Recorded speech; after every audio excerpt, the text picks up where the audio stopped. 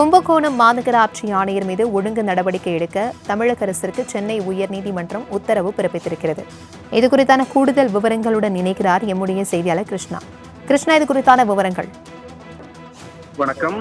கும்பகோணத்தில் உள்ள பொற்தாமரை குளம் உள்ளிட்ட 44 குளங்கள், அதற்கு நீர் செல்லக்கூடிய 11 வாய்க்கால்களில் ஆக்கிரமிப்புகளை அகற்ற கடந்த 2018ஆம் ஆண்டு தஞ்சாவூர் மாவட்ட நிர்வாகத்திற்கு சென்னை உயர்நீதிமன்றம் உத்தரவிட்டிருந்தது.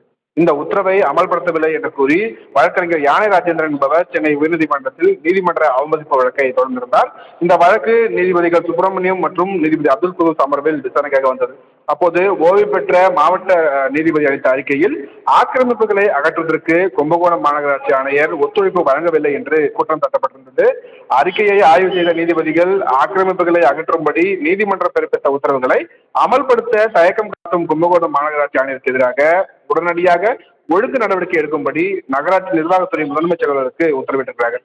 மேலும் மாநகராட்சி ஆணையருக்கு எதிராக எடுத்த நடவடிக்கை குறித்து ஜனவரி 27ஆம் தேதி அறிக்கை தாக்கல் செய்யும்படியும் நகராட்சி நிர்வாகத்துறை முதன்மைச் செயலாளருக்கு உத்தரவிட்ட நீதிபதிகள் வழக்கின் விசாரணையும் அன்றைய தினத்திற்கே தள்ளி வைத்து உத்தரவிட்டிருக்கிறார்கள். பிரபாவதி.